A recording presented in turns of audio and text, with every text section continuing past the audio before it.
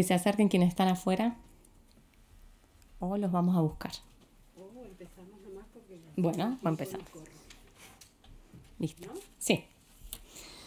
Bueno, muy buenas tardes a todas y a todos. Les queremos dar a todos una cordial bienvenida a esta sesión que está organizada por Feminist Foreign Policy Collaborative, en la que vamos a estar presentando su última publicación llamada Mundializar la Igualdad, Política Exterior Feminista desde América Latina. Este evento está coordinado por Marita Perceval, que está acá organizando la sesión, y se realiza en articulación con Claxo y Feministas Sin Fronteras. Para todos es un gusto estar aquí, nos alegra profundamente contar con la presencia de quienes están en esta sala y todos aquellos que se han unido de manera online desde distintos puntos del planeta. En este sentido, lo que vamos a hacer ahora es dar inicio a esta jornada y vamos a presentar a Lyric Thompson. Tenemos el honor de contar con ella aquí, que es fundadora y directora ejecutiva de Feminist Foreign Policy Collaborative, quien ofrecerá a todos ustedes unas palabras de apertura. Por favor, Lyric.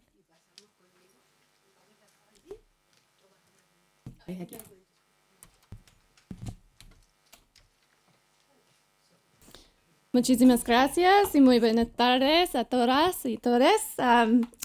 Para mejor program, I'm going to speak in English, but we do have, if you missed them in the entryway, we do have headsets for live interpretation, both in the room and online. So thank you for being here. Yes, I'm Lyric. It's my real pleasure to lead the Feminist Foreign Policy Collaborative, and particularly to have been able to collaborate with Marita Perceval over the last years, first in her official role in government and more recently as one of our senior visiting fellows at the collaborative. So it might seem like a peculiar moment to publish a book about globalizing equality when it feels like we're witnessing just the opposite. Our moment seems to be more globalizing misogyny and a renaissance of might makes right foreign policy unfolding as strongmen sharpen the rhetoric of imperialist ambition and chainsaws to boot. And yet, it is in the era of shrinking civic space that we need greater space for dreaming. Our power of collective imagination is a tool that feminist movements have always wielded to create new alternative worlds and to imagine more feminist futures. And they go out into that hard world and do the courageous, difficult work to deliver that dream. Marita Perceval is one such dreamer. She's a poet, she's a politician, she's an ambassador, an abuela, an activist, a sister, a resistor, a dissident, and a survivor. And for me, a teacher and an inspirer. I first met Marita when she was serving as Argentina's architect of and ambassador for their feminist foreign policy. And in less time than most people would be able to do one of the following things, she managed to develop and implement the country's first Política Exterior Feminista, host a regional summit marshaling additional support and visibility for that approach, anticipate opposition, and mobilize support that might begin the work of protecting the foundation she had built after opposition and unfavorable electoral outcomes began to try to tear it down. She has gone on to continue to embed that work wherever she can ensure its survival, from the halls of government to the corridors of multilateral institutions, in the press, in the streets, and very fortunately for us, as a senior visiting fellow at the Feminist Foreign Policy Collaborative.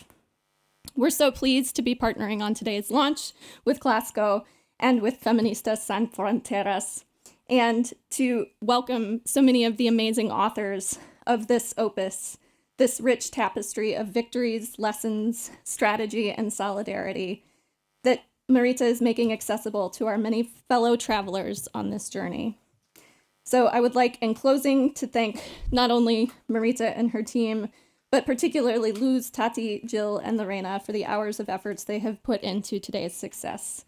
Most of all, I'm grateful for you, Marita. The floor is yours.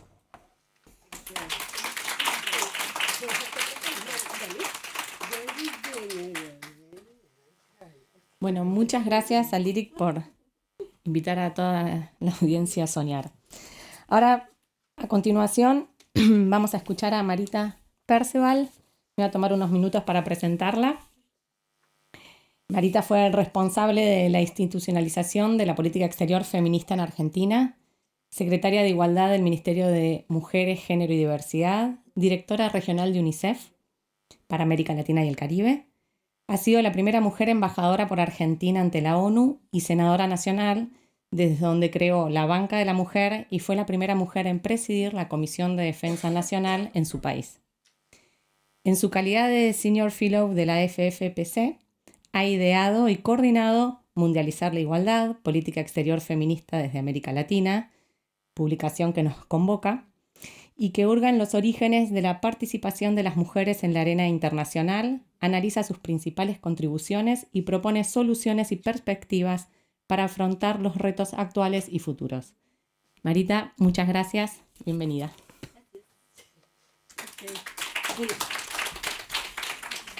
Bueno, muchas gracias, muchísimas gracias. 2024 ha sido confirmado como el año más caluroso jamás registrado. La pérdida de biodiversidad avanza a un ritmo alarmante. Estimaciones recientes indican que la extinción de especies es actualmente entre 10 a 100 veces superior a la que ocurría de forma natural. América Latina es la región que ha vivido el peor descenso en el tamaño promedio de las poblaciones de vida silvestre en los últimos 50 años.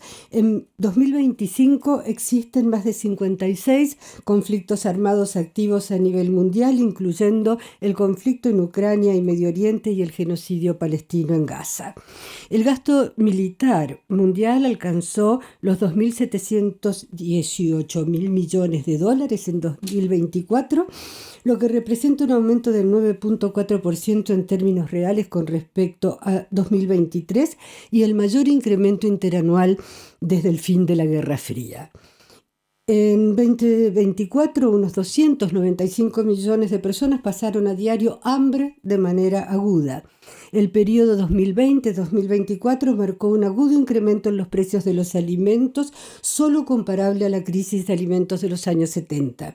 La riqueza del 1% más rico se ha incrementado en más de 33.9 billones de dólares en términos reales desde 2015. Con esta cantidad se podría poner fin a la pobreza anual 22 veces. La riqueza conjunta de los 3.000 millonarios del planeta equivale ya al 14.6% del Producto Bruto Interno Mundial. La deuda pública mundial ha alcanzado un máximo histórico de 102 billones de dólares en 2024 frente a los 97 billones registrados en 2023. El 60% de los países de renta baja está al borde de una crisis de deuda, obligando a los países más pobres a destinar muchos más recursos, al igual que los países de renta media, a pagar los intereses a los acreedores ricos, más que invertir en educación, salud y garantizar los derechos humanos. Se han producido los mayores recortes en la cooperación internacional desde que hay registro, lo que podría causar, por ejemplo, casi 3 millones de muertes adicionales por VIH en los próximos 5 años. Las personas desplazadas superan los 120 millones. Tal vez esta sea la respuesta por qué una política exterior feminista. Si transformar este contexto sombrío es una tarea pendiente de nuestra época, los feminismos que no son responsables de haber generado esta catástrofe no podemos estar afuera. Puesto que a pesar de que el feminismo de sus orígenes se concibiera como un movimiento internacional e internacionalista, según dato de ONU Mujeres, en 2024 las mujeres representaban escasamente el 21% de los representantes permanentes ante las Naciones Unidas, con solo 7% de las embajadoras desde 1947 y 73 países nunca han nombrado a una mujer representante. En un escenario de policrisis incrementales, interdependientes y planetarias, asuntos tales como el impacto ambiental, un impacto diferencial, generalizado, interseccional, intergeneracional, el crecimiento simultáneo de la pobreza y la desigualdad, especialmente en los países en desarrollo, el alza del costo de los alimentos y la energía, las disputas comerciales, tecnológicas y militares, la desenfrenada carrera armamentista y la intensificación de los conflictos, las dinámicas excluyentes de la revolución digital, la especulación financiera y el peso de la deuda, como decíamos recién, nos convocan a la urgente necesidad de transformar las instituciones de gobernanza multilateral y democratizar los organismos de cooperación internacional.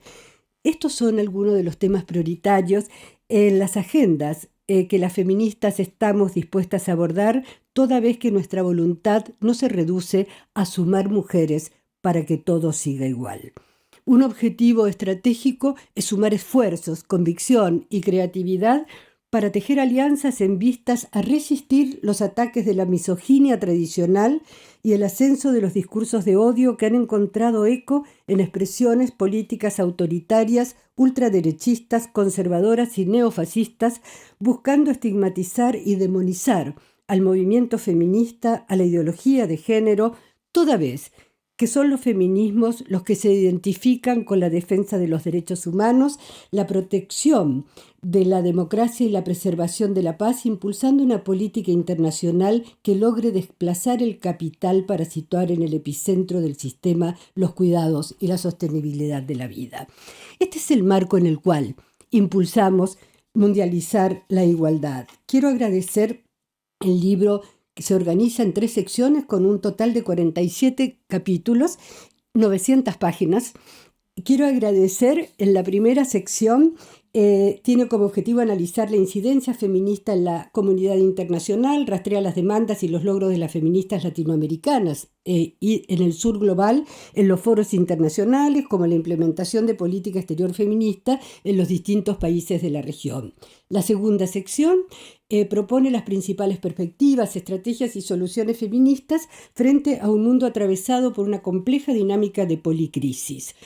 Finalmente, la tercera sección está destinada a plantear una perspectiva feminista como pilar fundamental para enfrentar los retos del futuro, tales como la sociedad del cuidado, la interdependencia, la ecodependencia y la cooperación universal, el futuro de la realidad, la innovación científico-tecnológica, la justicia económica, social y ambiental como horizonte de erradicación de la desigualdad.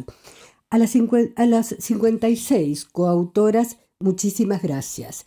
Al equipo de Collaborative, inmensa reconocimiento y agradecimiento. A Claxo, gracias por la confianza en la persona de su director ejecutivo, Pablo Bomaro.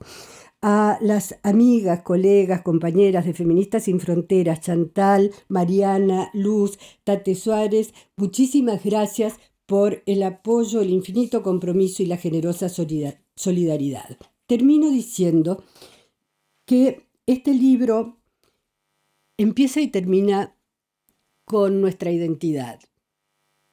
Empieza con una carta de Estela de Carlotto. Estela con sus 94 años, Estela presidenta de Abuelas de Plaza de Mayo, 48 años de lucha por la restitución de centenares de nietos y nietas que fueron secuestrados por el terrorismo de Estado. Escribió esta carta porque dijo: quiero dar testimonio de que siento con lo que me contaste, nos encontramos en una calle, en una marcha, siento que con lo que me contaste hay mujeres que están como nosotras, cuando buscábamos a nuestros nietos, a nuestras nietas, a nuestros hijos y a nuestras hijas, que veníamos desde distintos lugares, desde distintas clases sociales, profesionales, pero con un mismo objetivo. Lo escribió en la carta que inicia el libro, dice: mucho de nuestra historia la veo reflejada en este libro, con la esperanza y seguridad que abrirá muchas puertas. Cierra el libro una carta de Victoria Montenegro. Victoria Montenegro es una nieta recuperada. Victoria nació en enero del 76, fue secuestrada por el terrorismo de Estado junto a sus padres. Los restos de su padre fueron identificados, su madre continúa desaparecida. Hoy Victoria es legisladora en la ciudad de Buenos Aires, una gran activista por los derechos humanos, y cierra el libro con una carta de ella dirigida a las niñas de América Latina y del mundo, donde les dice: si bien es dolorosa mi historia, recuperar la identidad para una hija de desaparecidos es algo realmente liberador. Te da la posibilidad de nacer de nuevo. A partir de la verdad podemos reconstruir nuestra identidad y reencontrarnos todos los días. Creo que en estos tiempos oscuros, difíciles, injustos, crueles, tenemos que recuperar nuestra identidad. Tenemos que reconstruirla, porque eso nos va a dar la posibilidad de ver de nuevo la emancipación de los pueblos. Gracias.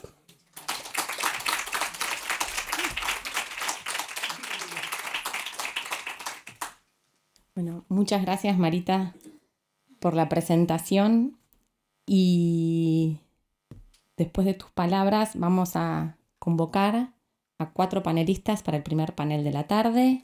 El primero se llama La política exterior feminista en los estados latinoamericanos. Voy a convocar a Gloria de la Fuente, Noemí Espinosa Madrid, Arlene Ticker y Blanca Jiménez a sumarse.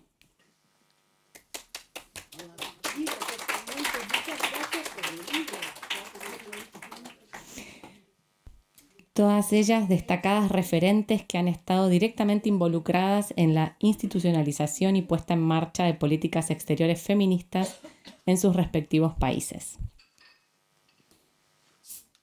Le voy a dar la palabra a Gloria de la Fuente en primer lugar. Ella es cientista política y doctora en Ciencias Sociales de la Universidad Católica de Chile, y desde el año 2023 es subsecretaria de Relaciones Exteriores de Chile, liderando la implementación de la política exterior feminista. En abril del 2024 recibió el premio Mujeres Líderes Referentes del Women Economic Forum. Le dejo la palabra. Sí. Bueno, muchas gracias. La verdad es que estoy muy contenta de estar hoy día acá. Muchas gracias, Marita. Muchas gracias a Feminist Foreign Policy Collaborative. Creo que han hecho un tremendo trabajo, Lyric, la verdad.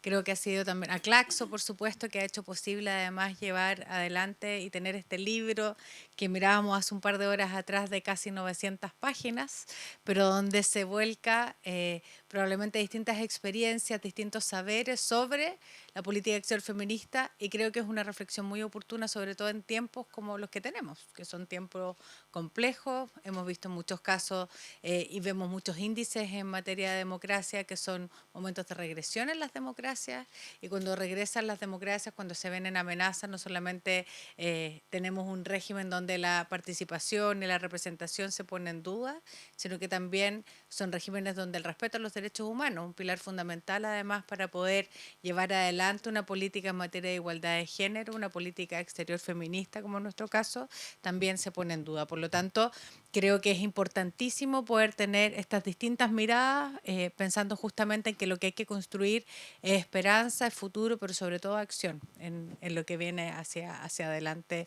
precisamente porque creo que hemos avanzado mucho. Quisiera contar, como nos invitaba muy bien Marita en su intervención, un poco de lo que hemos hecho en Chile, pero sobre todo pensar en cuál es el sentido de lo que hemos hecho hasta ahora, ¿no? Lo primero es que fuimos desde Chile, fuimos el primer país de Sudamérica en lanzar una política exterior feminista, el segundo de América Latina, porque el primero fue México. Hicimos esta apuesta en esta administración en particular porque, llamándole política exterior feminista, pero con una convicción muy clara.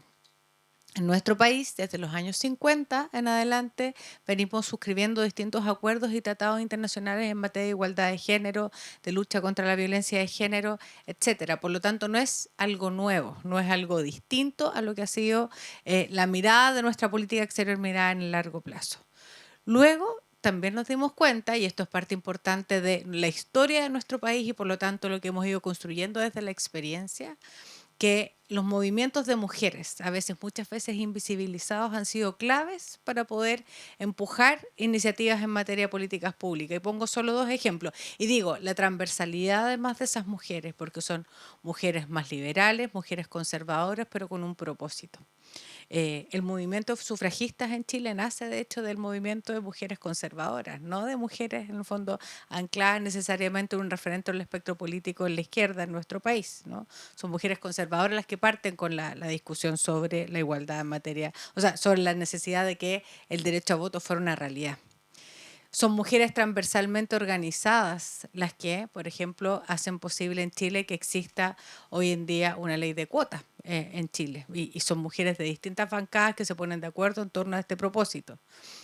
Son mujeres de distintas miradas, probablemente con distintas realidades, de estratos sociales muy distintos, que empujan y después son muy invisibles y lo recogemos en el texto de alguna manera, porque el texto además lo escribí con alguien que trabaja la división de género en particular, una feminista también, Montserrat Macuer, que está hoy en día mirándonos desde la distancia, así que le mandamos un saludo también muy cariñoso por el trabajo y las súper enriquecedoras conversaciones que tuvimos para poder llegar al capítulo específicamente.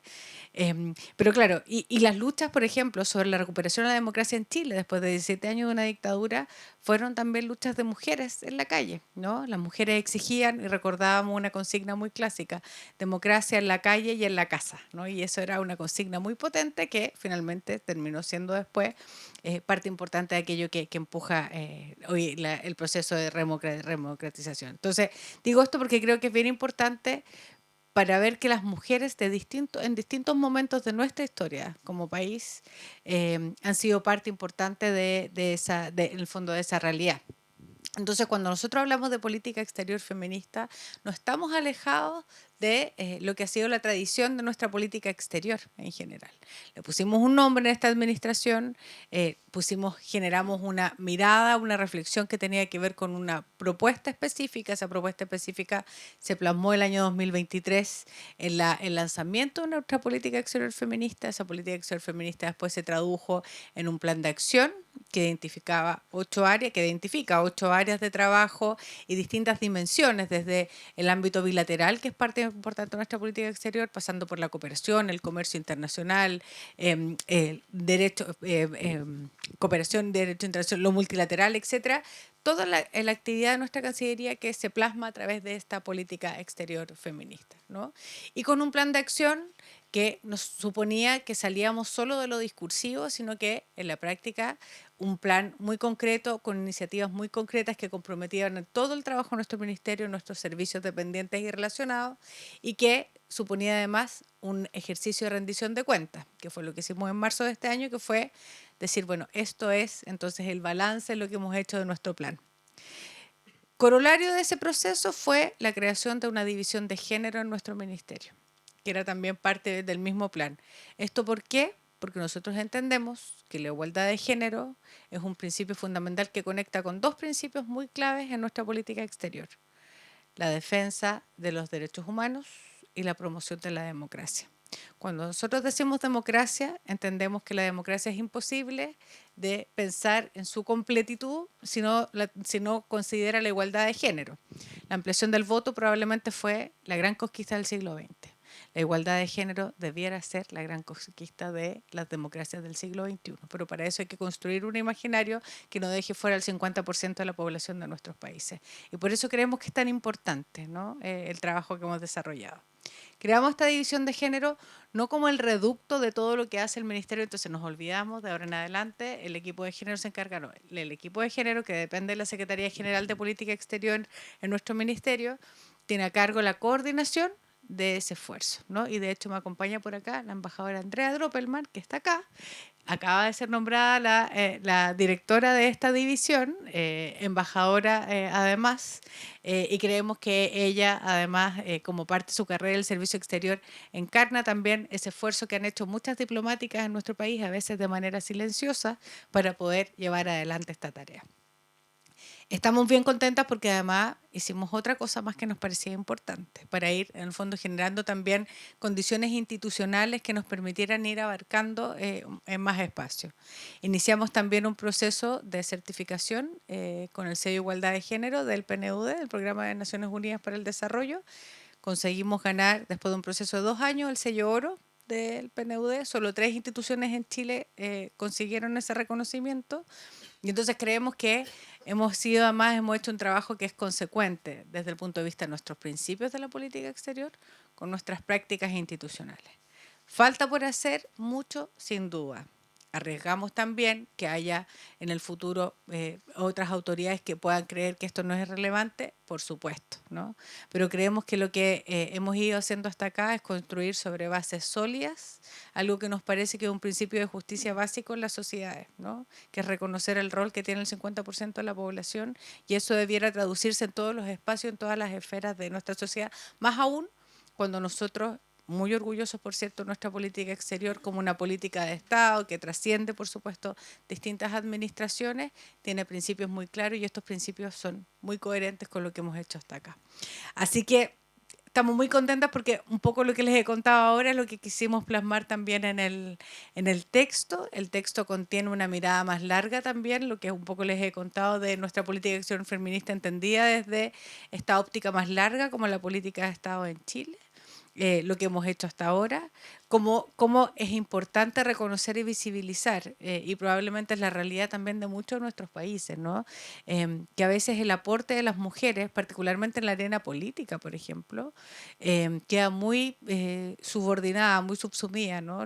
Esta idea del peligro de la historia única de la Chimamanda Ngozi Adichie, ¿no? Que finalmente la historia está construida muchas veces por hombres, y cuando somos invisibilizadas nos olvidamos también de la riqueza que tiene una historia donde ha habido muchas mujeres que han sido muy importantes y muy potentes en la construcción de la historia de nuestros países, de nuestras realidades.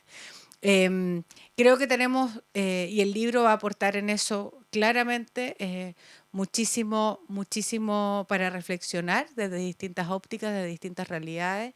Creo que es importante que nos pongamos la meta o los anteojos de la igualdad de género, no por una suerte de majadería, ¿no? De insistir en un tema que creo que quienes estamos acá sin duda estamos convencidas, sino que es porque se trata de un principio de justicia social también para poder incorporar a otras que no tienen la posibilidad de estar en este tipo de espacio. Si estamos en este tipo de espacio es por aquellas otras que no tienen ninguna posibilidad probablemente de estar en esta discusión, en esta reflexión, porque están dedicadas al cuidado, porque están dedicadas a las tareas domésticas, y más aún en países donde no tienen ni siquiera las libertades garantizadas, están confinadas a un espacio en el fondo doméstico, donde no tienen ni siquiera la posibilidad de acceder a la educación o a derechos sexuales y reproductivos básicos. De eso se trata, por nosotras y también por las que no pueden estar acá. Eso, muchas gracias.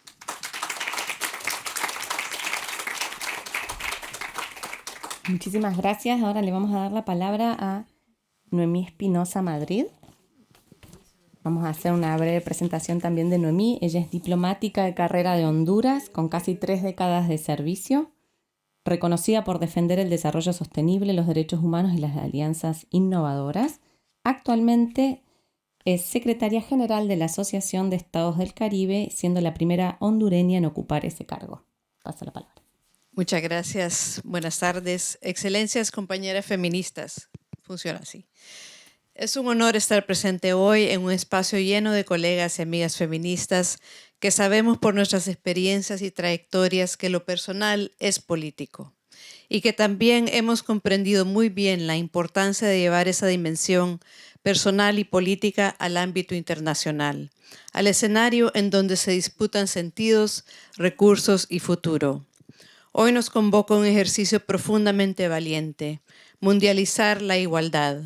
Una apuesta colectiva que nombra lo que muchas hemos venido haciendo desde hace décadas, robustecer los márgenes de lo posible y llevar la lucha por la justicia hasta el terreno más duro, el poder global. Quienes vivimos en este mundo del multilateralismo reconocemos lo profundamente desafiante que es sostener una mirada feminista en un sistema que no fue diseñado por nosotras. Sin embargo, necias y persistentes como podemos ser, aquí seguimos, sosteniendo una mirada feminista, dibujando alternativas y resistiendo desde adentro.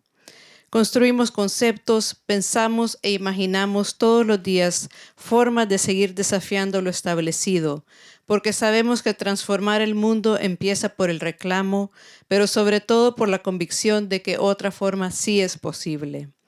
Este libro y esta conversación es parte de ese imaginar colectivo que va trazando propuestas concretas y posibles. De ahí surge mi texto, la urgente necesidad de otra mirada en el multilateralismo hacia la consolidación de la política exterior feminista.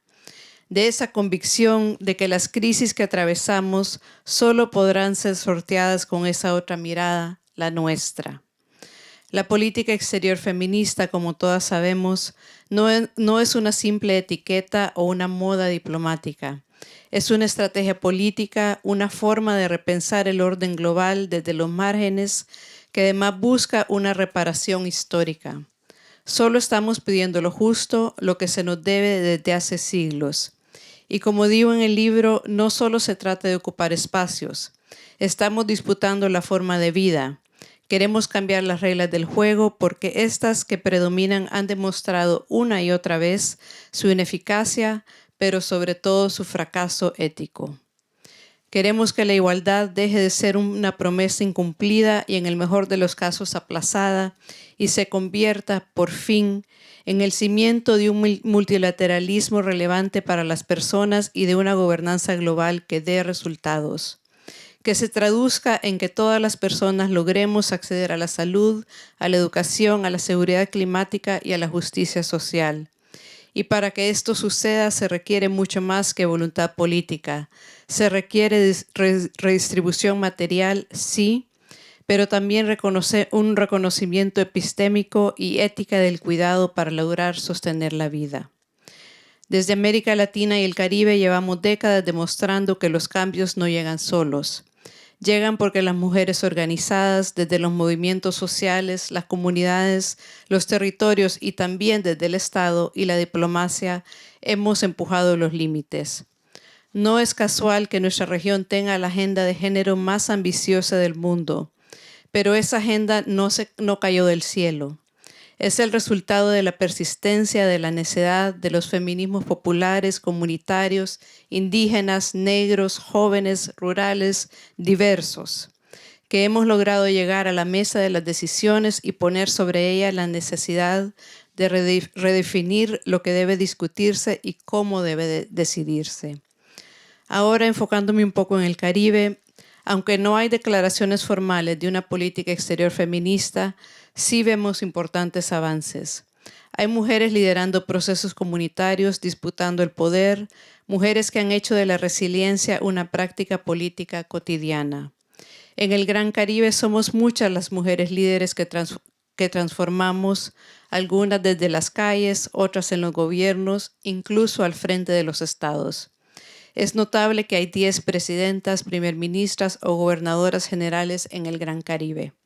Mujeres que no solo rompemos techos de cristal, sino que además sostenemos lo comunitario. Lo que falta es el marco político que reconozca y potencie lo que ya ocurre en la práctica para hacerlo parte de una transformación sistémica que llegue a la política exterior. El problema es que, como siempre, las luchas van más adelante de los marcos políticos institucionales. Respecto a las prioridades compartidas, creo que la más urgente es vernos como una sola región del sur global, una Latinoamérica-Caribe, con historias compartidas y sí con desigualdades profundas, pero también con una historia muy fuerte de resistencia, solidaridad y de mucha creatividad.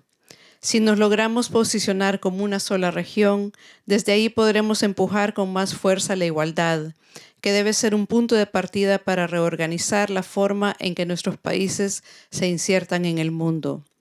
La segunda prioridad es seguir construyendo desde abajo, porque las mujeres a nivel local son quienes sostienen mucho de nuestro mundo y porque mientras sigamos con un sistema que excluye, que oprime y que violenta a sus mujeres, nada en lo internacional será legítimo ni sostenible. Y la tercera es abandonar la lógica de competencia y avanzar hacia una cooperación mucho más generosa, ética, basada en las necesidades reales y que contribuya a erradicar las exclusiones. Los desafíos son muchos: la desigualdad estructural, la fragmentación, el vaciamiento del lenguaje de derechos que ha dejado de ser solo simbólico y está llegando a lo tangible, erosionando lo que costó décadas construir.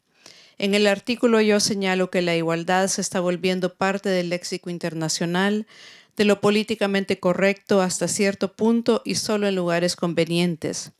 Ahora vemos con mucha preocupación que hasta eso se está perdiendo. Queridas amigas, quiero cerrar esta intervención con una reflexión esperanzadora respecto al poder de lo colectivo y el poder de nuestra persistencia. Como ya dije, si algo hemos aprendido en esta región es que no hay transformación de ningún tipo, y mucho menos política, sin lo colectivo. Tenemos las bases para una transformación profunda: mujeres rurales tejiendo y sosteniendo la economía desde lo comunitario, mujeres jóvenes líderes que impulsan agendas inimaginables desde lo local, defensoras ambientalistas que arriesgan hasta la vida por el planeta, y muchas diplomáticas feministas que desde dentro del sistema estamos abriendo grietas y reconfigurando el sentido del poder. Como decía Audre Lorde, las herramientas del amo no desmontarán la casa del amo. Pues bien, el sistema multilateral no se va a cambiar por sí solo si seguimos usando las mismas lógicas. Así que toca seguir trabajando para mundializar la igualdad. Porque sí, el multilateralismo está en crisis, pero lo está porque hay quienes se resisten a soltar el poder y entonces las formas siguen siendo las mismas. Y dado que es nuestra única opción, tenemos mucho que aportar. Nuevas formas de ejercer el poder, de hacer política, de cuidar lo común. Proteger las democracias, la dignidad de las personas y la posibilidad misma de una gobernanza internacional desde el sur, plural y transformadora, requiere de nosotras, de nuestra mirada. Necesitamos un multilateralismo del cuidado y una diplomacia para la paz. Gracias, Marita, por siempre tener la mirada del Caribe y de América Latina al escenario internacional. Gracias a todas ustedes por el camino que es más transitable si vamos juntas. Nuestra necedad, nuestra inteligencia y nuestra colectividad son nuestras mejores herramientas para imaginar y construir lo que nunca ha sido, pero que estoy convencida que sí es posible. Muchas gracias. Muchas gracias, Noemí. Le vamos a pasar la palabra a nuestra tercera panelista, Arlene Ticker, actualmente embajadora en misión especial para asuntos de género y política feminista global del Ministerio de Relaciones Exteriores de Colombia. Le cedo la palabra.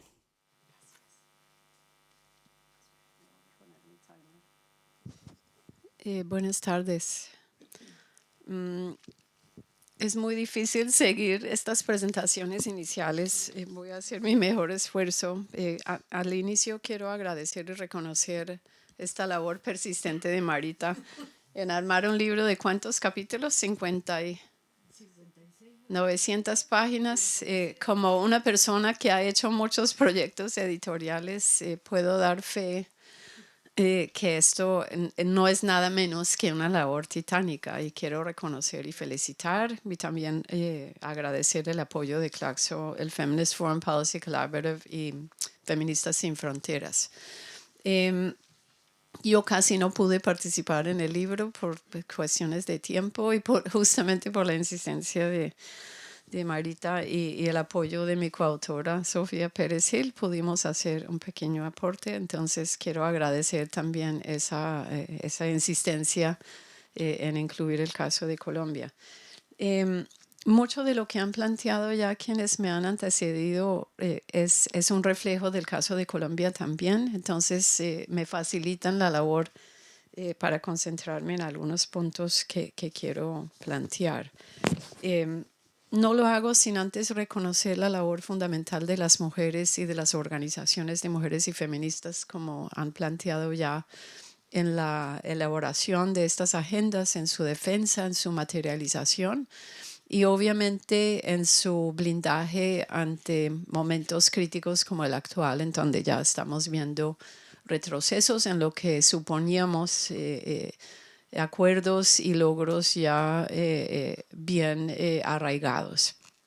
Y creo que esto es un punto de partida importante porque en este momento de tal adversidad y incertidumbre, definitivamente van a ser esas mismas organizaciones, sobre todo desde el territorio, que van a seguir resistiendo y persistiendo en hacer el trabajo. El caso de Colombia es un poco distinto que otros y voy a tratar de entrar no contextualizando la política exterior, que Gloria ya ha ofrecido un análisis muy interesante de cómo la política exterior feminista de Chile se suma a unas líneas de política exterior en general. En el caso colombiano, creo que es más importante recalcar de qué manera esta política exterior feminista se suma a un proyecto de gobierno transformativo y singular en la historia de Colombia. La elección de Gustavo Petro y Francia Márquez en Colombia en el 2022 marcó un parteaguas en la historia política del país, ya que fue la primera elección de un gobierno progresista de izquierda en la historia de Colombia. Esto ocurrió luego del Acuerdo de Paz del 2016, que abrió un espectro más amplio de participación y protesta social que no tenía una historia tan masiva en el país, justamente por la larga duración del conflicto, y también dio lugar a lo que conocemos como el estallido social, que tuvo varias iteraciones antes de la elección de este gobierno y que forman parte de una ola de resistencia y de protesta social en América Latina y el Caribe, pero que en Colombia no había alcanzado semejante magnitud ni diversidad en términos de las agendas y la participación. Producto de esto fue la elección de este gobierno, y básicamente el gobierno en su Plan Nacional de Desarrollo propuso no menos que convertir en Colombia en potencia mundial de vida. Yo sé que esto suena como una consigna y quiero ser muy enfática en señalar que esta noción de Colombia, potencia mundial de vida, que básicamente pone la vida en toda su expresión, tanto humana como no humana, la sacralidad de la vida, la dignificación de la vida, la protección de la misma, pone esto en el centro del quehacer de la política pública del gobierno del cambio. Y esto pues tiene varias implicaciones en el texto del Plan Nacional de Desarrollo, que es lo que rige la política durante un gobierno.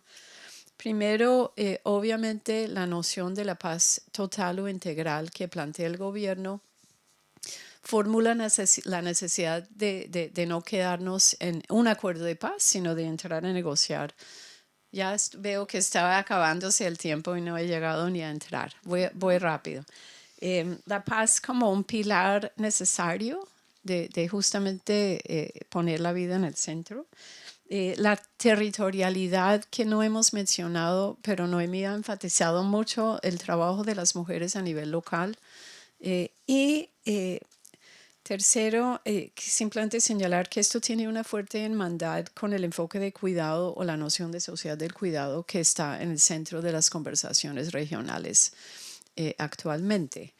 Y de la mano de esto, el Plan Nacional de Desarrollo plantea un modelo participativo para hacer la política pública, que justamente busca acudir a aquellos sectores que no habían participado históricamente ni en los debates públicos políticos, ni en la toma de decisiones, es decir, desde y en el territorio.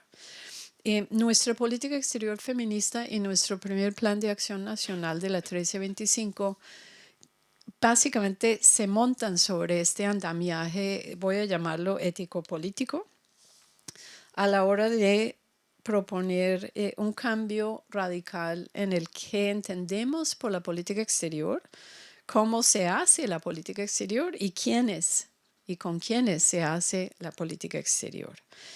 Se tratan de dos políticas que son de las más participativas, yo creo que en el mundo.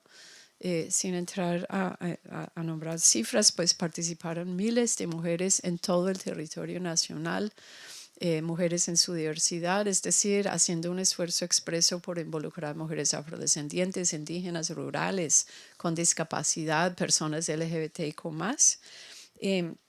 Y se construyeron ambas políticas en paralelo justamente con la idea de que fueran políticas hermanas que atendieran sobre todo en lo concerniente a la agenda amplia, entendida así, de mujer, paz y seguridad en lo interno y lo internacional. Son dos políticas interseccionales también en un sentido muy robusto y amplio de la palabra, al insistir en la necesidad de incorporar a esta diversidad de perspectivas en la construcción de las dos políticas. Algo que surgió, y entiendo que me vas ya a señalar que el tiempo acaba y voy a parar, algo que sale de este ejercicio sin tener tiempo de detallar la política y podemos hablarlo después si desean. Yo creo que es, y con esto quiero básicamente terminar, es qué entendemos por participación. Noemí ha hecho mucho énfasis en la necesidad de construir desde abajo. Lo que este ejercicio ha permitido entender, al menos para mí, es que participación en sí no garantiza que desde lo local y desde el territorio haya realmente una participación robusta, integral y genuina de aquellas mujeres en su diversidad que están haciendo el trabajo de cuidar la vida, de construir la paz, de defender el territorio, de defender el ambiente.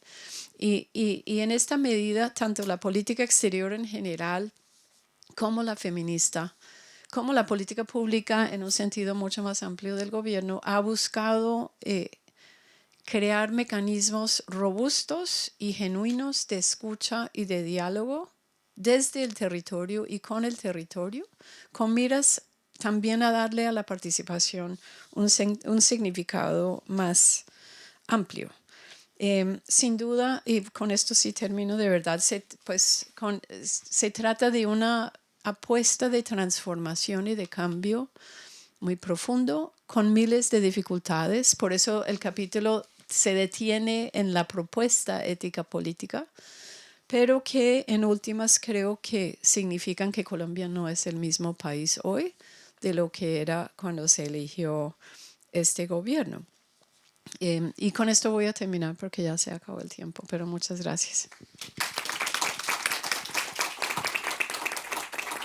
Muchas gracias y muchas gracias por ser rigurosas con el tiempo. Todas tienen mucho para decir. Por último, para este panel vamos a convocar y brindar la palabra a Blanca Jiménez, actualmente embajadora de México aquí en Francia, de la casa. Es ingeniera ambiental, diplomática, con más de 40 años de trabajo en la función pública y la investigación, miembro de la Academia de las Ciencias. Y damos la palabra. Muchas gracias. Buenas tardes a todos. Para mí es un placer conocer a Marita, no tenía yo el gusto, a pesar de que he estado también en cuestiones feministas, pero desde el área de la ingeniería, que es un campo rudo. Y también quiero mencionar que yo no soy autora del libro, pero me dio mucho gusto tener este reencuentro, porque es realmente un encuentro con todas ustedes, un encuentro también con el libro y un encuentro con las perspectivas. Y a través de los 7 capítulos que realizaron diversas compañeras de México, les voy a plantear qué es la política, la diplomacia exterior feminista, pero también la interior. México desde 2020, como se mencionó, tenemos una diplomacia, una política exterior feminista, una diplomacia feminista, pero es un país que comenzó con este tema desde antes y que hemos avanzado de una manera muy, muy rápida, pero en general, como también se mencionó aquí, América Latina, tenemos unas cifras sorprendentes. Recientemente hicimos nosotros un levantamiento, diversas embajadas aquí de Francia, porque se formó una red, tuve el honor de formar la red de diplomáticas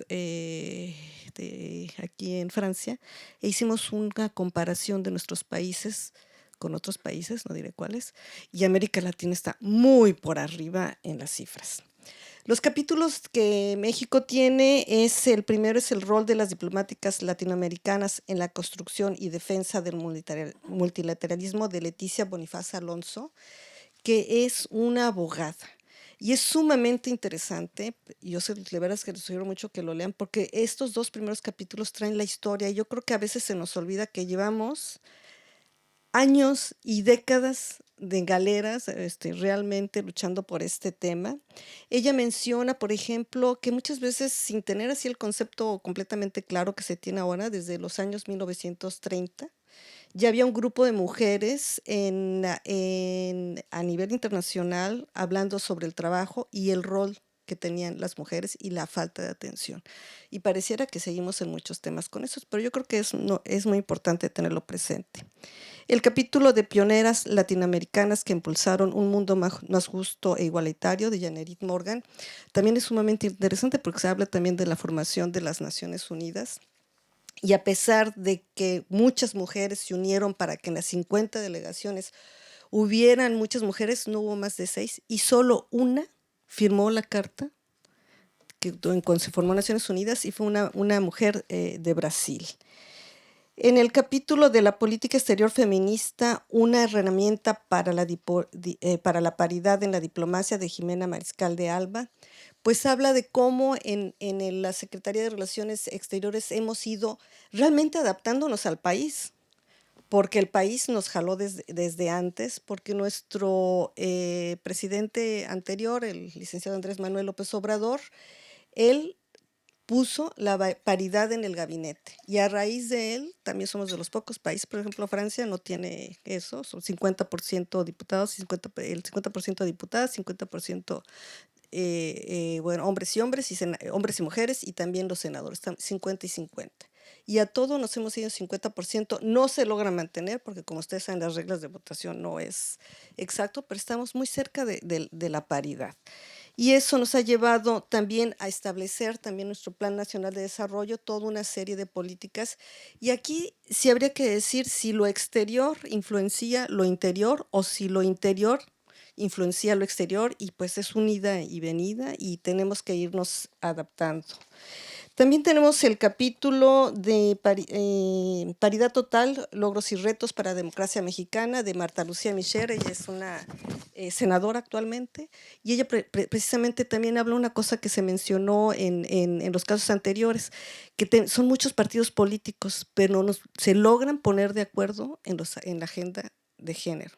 Y eso es súper importante, porque la verdad es que somos bien diferentes en materia política, los hombres como las mujeres. Entonces, lograr un tema que nos lo haga ver más allá de lo que tenemos es muy interesante. La planeación y articulación de los sistemas públicos y cuidados, la utopía feminista en marcha en México, de Nadine Gassman y Marta Ferrara, también ilustra cómo en México hemos llevado todos estos temas a los temas de protección de las mujeres, a tener una consideración diferente, a reconocer el trabajo en la casa como también meritorio de una pensión, o en cosas que incluso venían desde antes de que estuviera la izquierda en el poder. Ya en el Sistema Nacional de Investigadores se había puesto una regla de que las mujeres, porque hay becas para jóvenes investigadores, las mujeres jóvenes permanecíamos jóvenes hasta los 35 y luego subió hasta los 40. Y los hombres primero eran los 30 y luego a los 35.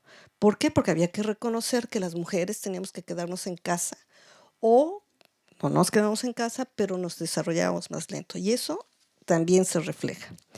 Finalmente, tenemos también el capítulo no sé finalmente, sino el penúltimo, Feminismo Humanista, Mujeres, Naturaleza y Justicia, de Alicia Bárcena Ibarra, que muchos de ustedes conocen. Y en el tema del ambiente es un tema donde podemos reflejar más cómo afecta de forma diferencial a las mujeres y en general a todos los grupos vulnerables.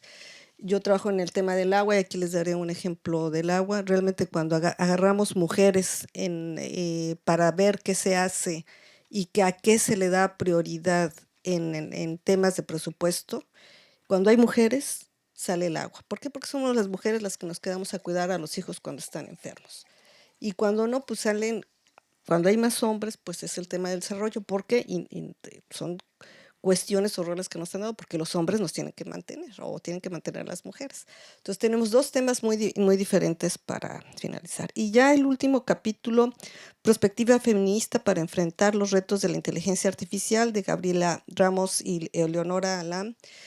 Yo creo que aquí es un tema que tenemos que ponernos todos muy atentos, porque se está empezando apenas a entender lo que va a ser la inteligencia artificial y comenzamos a explorar cómo va a afectar a las mujeres. Entonces yo creo que hay que estar atentas para que no nos agarren de última hora.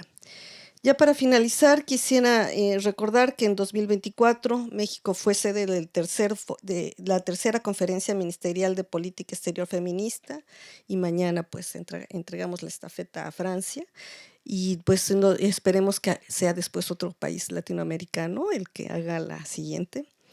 Y que en 2025 realizamos la conferencia regional para preparar este evento, y nos da mucho gusto estar aquí con todos ustedes. Muchas gracias.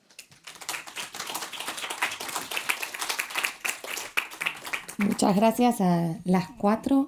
De esta manera concluimos el primer panel y convocamos a las 2 destacadas participantes del segundo.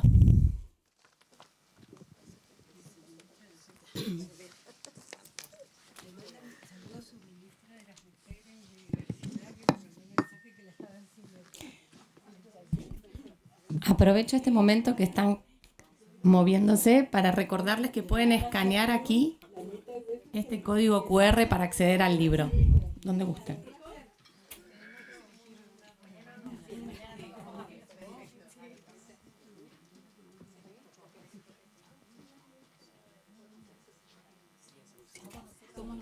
¿Son solo ustedes dos? Pues para siempre.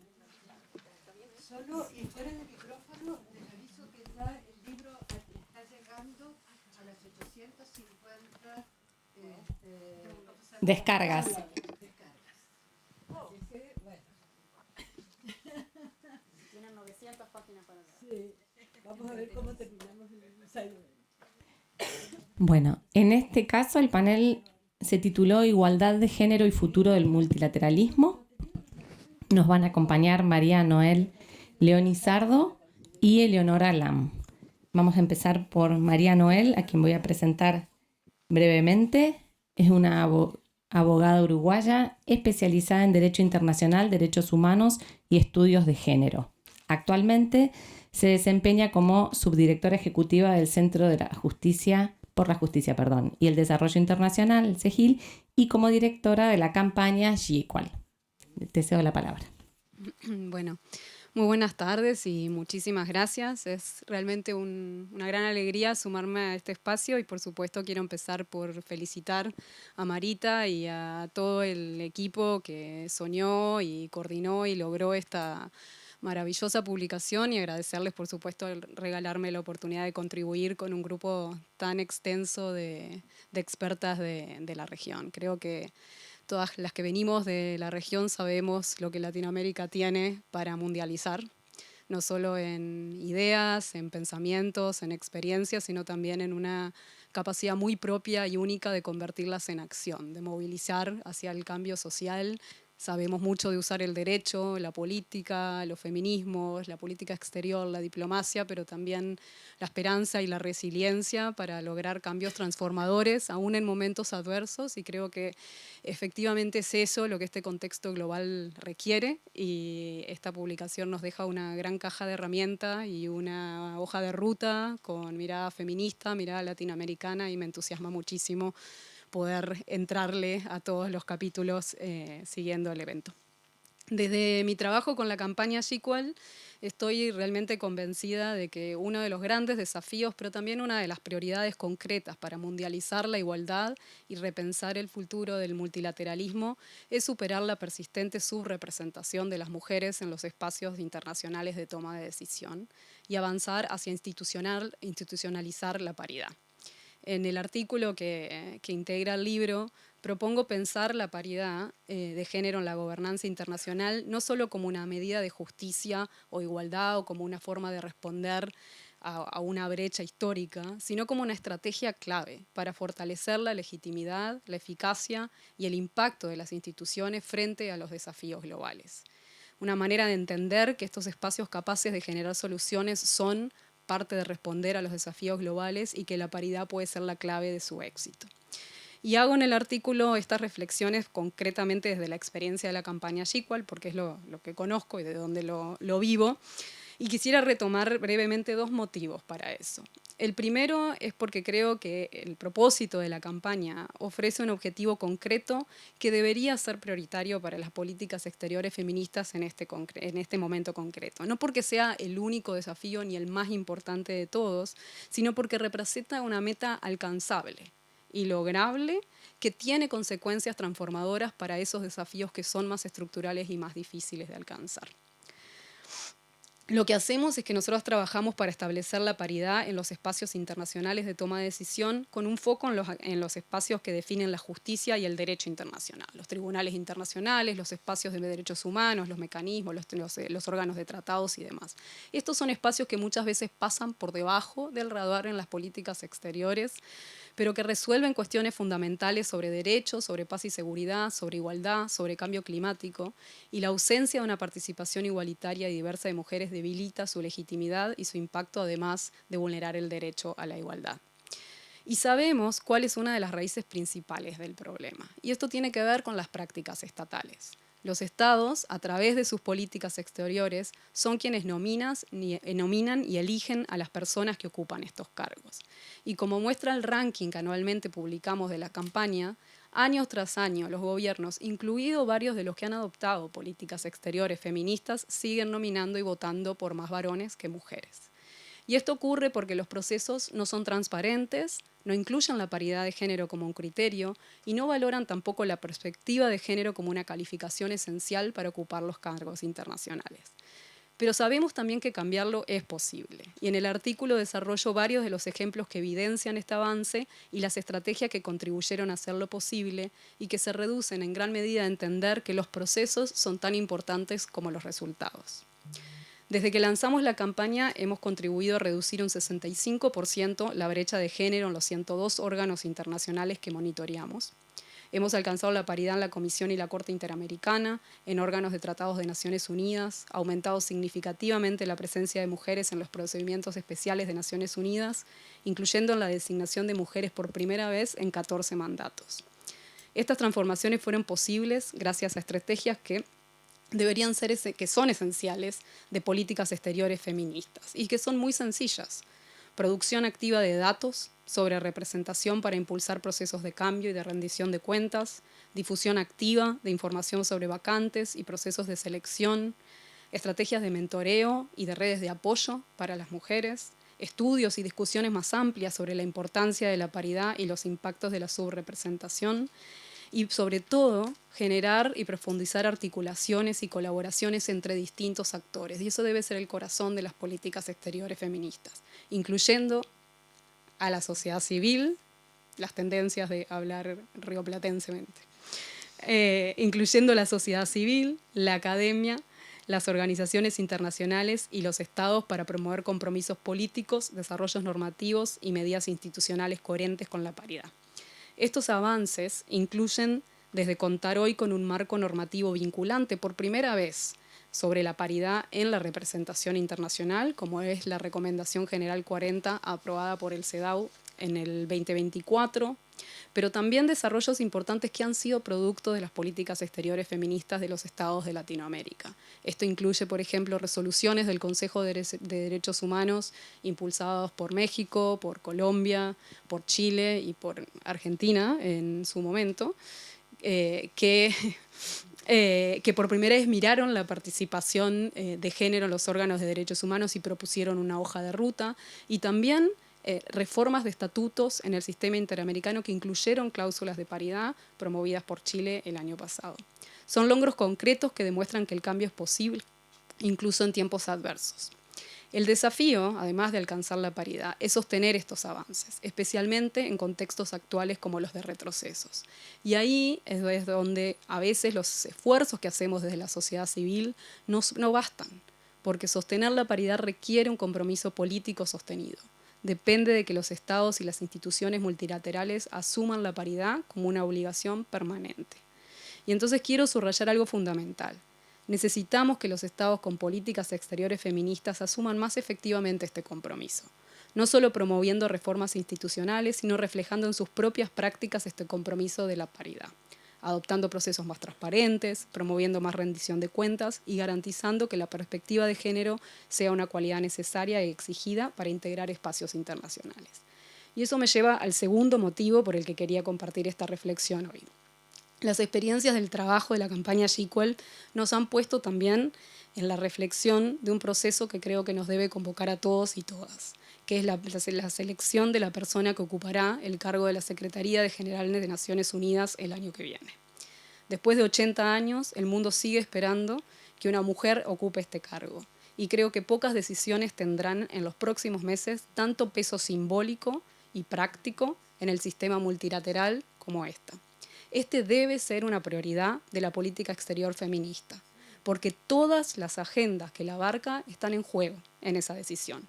Y el proceso de selección importa tanto como el resultado. Y tenemos cosas para aprender sobre eso.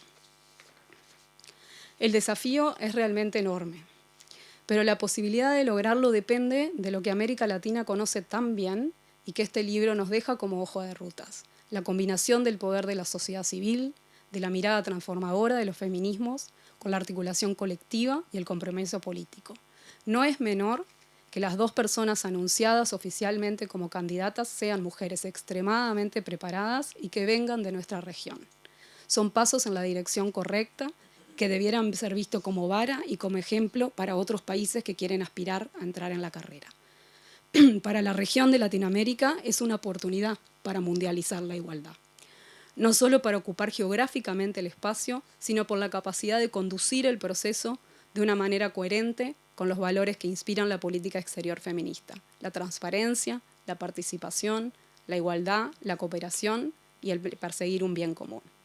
Garantizar que ese proceso de selección sea transparente y participativo, verdaderamente inclusivo, y que por primera vez conduzca a la elección de una mujer comprometida con la igualdad y el multilateralismo, no sería solo un acto de justicia, sería un paso decisivo a un sistema internacional más legítimo, representativo y coherente con los valores de igualdad. Muchas gracias.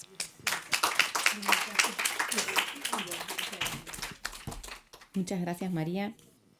Le vamos a dar la palabra a la última expositora, a Eleonora Lan. Ella es doctora en bioética y derecho por la Universidad de Barcelona, posee maestrías en bioética y demás, y derecho de familia.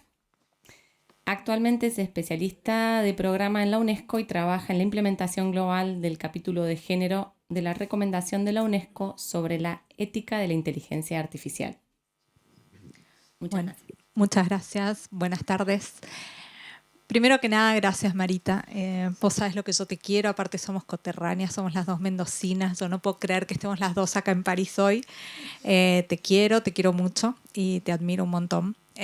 Sos inspiracional y sos movilizadora, sos realmente un ejemplo a seguir. Así que, y un placer compartir este panel con María Noel, que me ha dejado.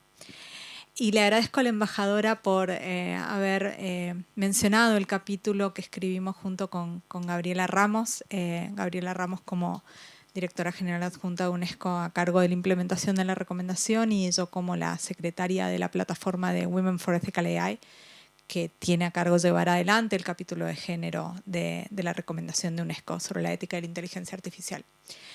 ¿Y por qué quisimos escribir sobre este capítulo? Y le agradezco a la embajadora esta introducción, precisamente porque es verdad, en materia de inteligencia artificial las mujeres nos estamos quedando atrás, y en un mundo en el que la inteligencia artificial ya domina todas las áreas. De hecho, si nos ponemos a pensar de esos millonarios que hablaba Marita, esos millonarios son hoy los dueños de la inteligencia artificial, son todos varones blancos, y entonces en el top 10 están estos varones, y precisamente porque además de tener poder político y poder económico, tienen este poder que es ser los dueños de las grandes mecanismos de inteligencia artificial que existen hoy en día. Entonces hay una concentración de poder muy importante y en esto tenemos que, como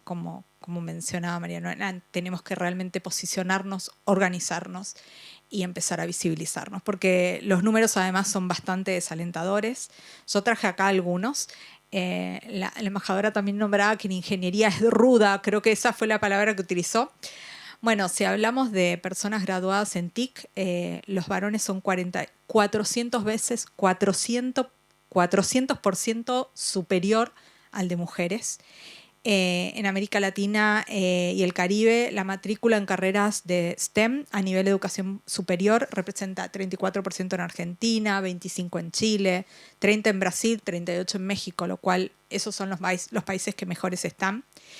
En cuanto a la fuerza laboral, las mujeres representamos solo el 26% de los puestos en informática. Y si se trata de mujeres latinas y afrodescendientes, ese número desciende al 5%. De acuerdo a un estudio que hicimos el año pasado, esta plataforma de Women for Ethical AI, que tengo el honor y el privilegio de coordinar, hacemos todos los años un estudio que se llama Outlook Study on Gender and AI. Y el año pasado hicimos un primer mapeo en el que vimos que las mujeres tenemos nada más que un 29% de posiciones en ciencia y desarrollo, y este número cae al 12% cuando se trata de investigación específica en inteligencia artificial y a un 16% de profesorado universitario en la materia.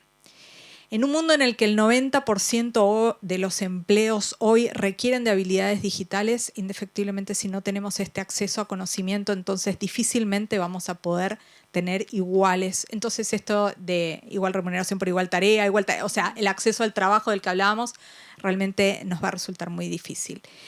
Pero además, ¿qué pasa con nuestra representación? Solo 1 de cada 4 posiciones de liderazgo en la industria tecnológica es ocupada por mujeres. Y la representación en los espacios estratégicos de la toma de decisiones está muy limitada, siendo un 18%. Como verán, los números son muy difíciles, pero además el año pasado en el Outlook Study que hicimos, también nos pusimos a evaluar cuáles eran las políticas públicas que desarrollaban los países.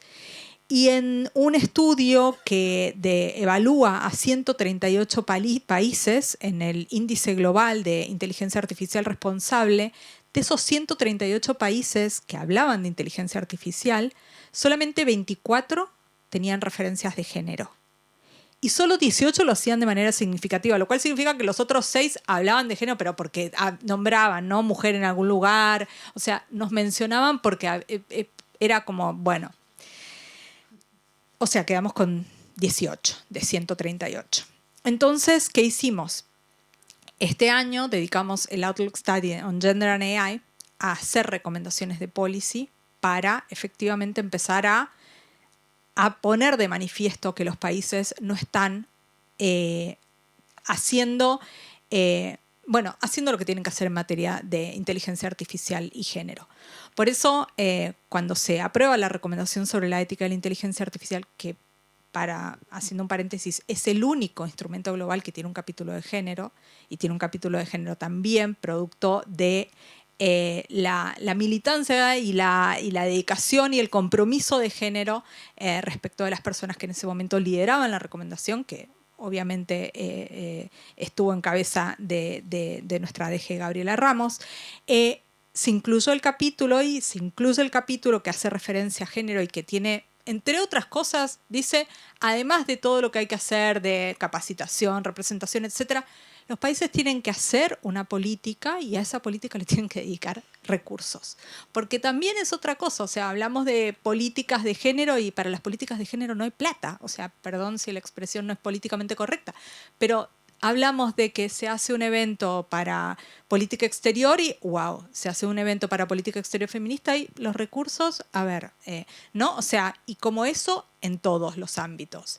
Entonces, se pone todo esto de relieve en el capítulo, pero además UNESCO tiene una metodología, que es la metodología de evaluación de preparación, que nos dice cómo están los países para implementar inteligencia artificial, en qué situación está cada país. En este momento estamos trabajando con más de 80 países del mundo y estamos además relevando datos de género. O sea, qué están haciendo los países en materia de género, tienen políticas de género, tienen educación, tienen training, tienen capacitaciones, tienen recursos destinados, tienen estadísticas, tienen datos, tienen una inteligencia artificial diversa. Las políticas de inteligencia artificial se han elaborado a través de un grupo plural. ¿Todo esto existe en los países? Lo primero que me dijeron cuando yo dije que esta evaluación de preparación tenía que recabar más datos de género que los que ya recaba, me dijeron, no vamos a tener información. Lamentablemente no vamos a poder. Y yo dije, bueno, eso ya es información. O sea, si nosotras estamos acercándonos a los países, tratando de averiguar los números y esos números no están, eso nos dice mucho. Nos dice mucho. Que no haya necesidad de indagar sobre cuántas mujeres están, sobre cuáles son las políticas existentes para esto, cuál es el presupuesto dedicado para esto, nos dice mucho. Entonces, aunque en las primeras evaluaciones que hagamos, muchas respuestas van a ser sin datos, entonces vamos a poner de manifiesto que los estados efectivamente no están recabando esta información ni están trabajando para eso. Entonces, esto al principio será más desesperanzador, pero creemos que en un futuro esto también va a servir como un ejercicio de crear conciencia, un ejercicio educativo y un ejercicio de inspirar para que efectivamente se trabaje en este sentido. Por eso, la importancia de que hoy incluyamos, ya me perdí en dónde iba, creo que ya dije todo lo que quería decir, pero quiero, por ende, la importancia, y me queda solo un minuto, o sea que menos mal que ya dije todo lo que quería decir, la importancia de que trabajemos en esta inteligencia artificial, entendiendo además que la inteligencia artificial es un reflejo de la realidad en la que vivimos. Para ello, no hay que pensar que cuando trabajamos en inteligencia artificial y en la perspectiva de género estamos trabajando en una especie de máquinas idealizadas que vienen de no. No. Lo que pasa en la realidad analógica se traduce en la realidad digital.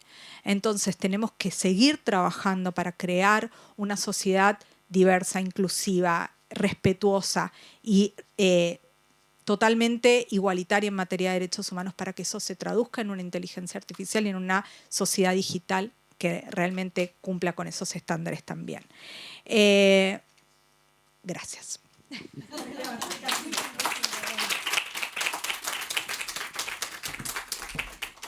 Muchas gracias a ustedes por su exposición y por haber cumplido con el compromiso del tiempo. Más que inspiradora y más que alarmante, parte del relato. Voy a llamar nuevamente a Lyric para que pueda dar las palabras de cierre a este evento de presentación del libro.